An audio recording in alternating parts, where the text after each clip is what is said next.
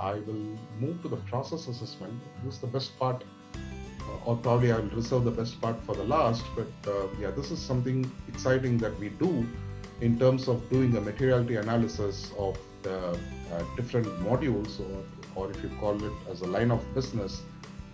So we drill it down to the nth level, right, in terms of how the process is currently mapped in your system, and you know SAP used to have BPML in the ASAP methodology, and we have something in Activate, which is the global scope item. So we drill it down at the process level to the process step level in terms of how your current system has been configured or has been used, and what are the different things that you should be focused on. And we provide a ranking in terms of the insights that we get, and we also give a list of users or the business owners of a particular process at the highest level, the departmental heads, or it could be based on the usage. We give the list of users who have been mapped to a process, right? So we do a process profiling across the different modules. We give a percentage in terms of how much has been extensively used in terms of production planning or sales and distribution, finance, and that could be related to the line of business. And then we also have provide a complete data insights in terms of the process profiling. So if I click on this one, um, it tells me that there are uh, five areas where the materiality score is really high in terms of financial accounting, production planning, and then few cross application components. And then it also gives the yeah it provides a detailed list of ranking in terms of score. But yeah, if you really go yeah so if you look at the modules and the kind of transaction report that's attached in the process, so you can basically drill it down and see how the materiality score is and how your current process has been ranked. This again is based on the number of document that gets generated in terms of the volume and at the speed at which it happens in a given day, the number of dialogue users that a SAP user community is working on. Based on that, we provide a rank, and we also identify the owner of a particular process, right? So that's the kind of information that you get. With this, it will be easy for you to identify who should be part of the team, what is the kind of test cases that should be involved.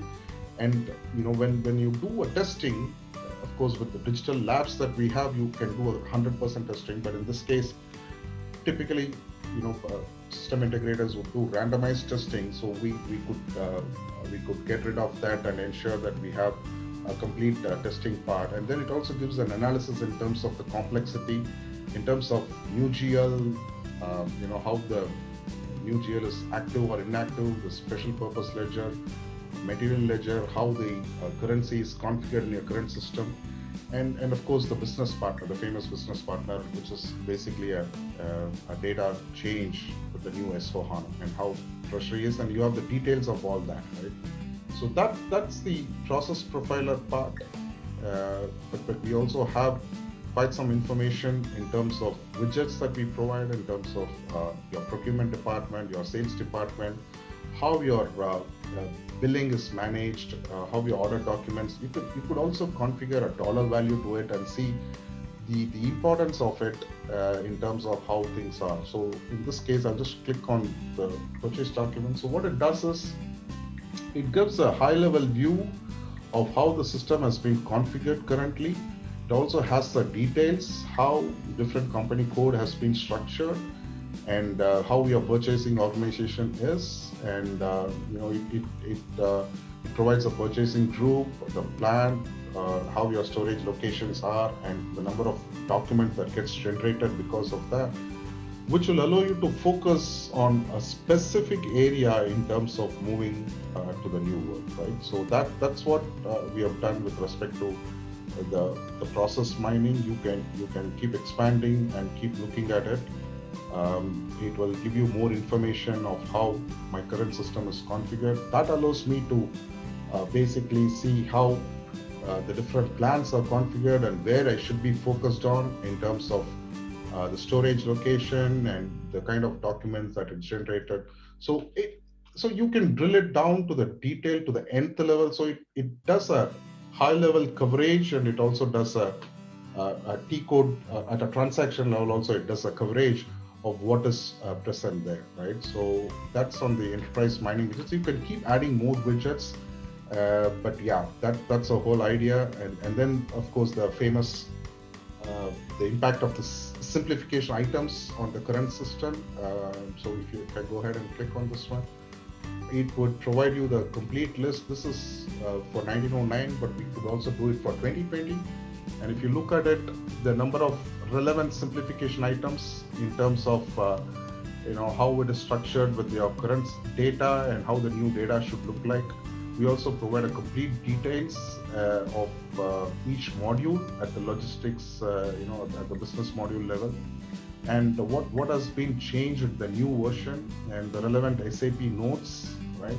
So that's also something that we provide for the consultants and for the end customer as well, and how things have changed, and is there an existing functionality, or there's an equivalent or a not equivalent, and what should be done with each of these changes that we have across these 105 items that would impact the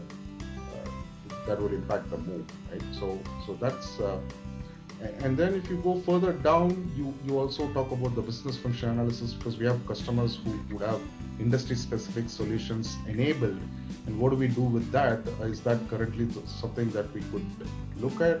And also we talk about the training scenarios, right? I mean, who are the end users who will be impacted by this change, and how we go about training them in terms of getting into the new world. So that also is provided here.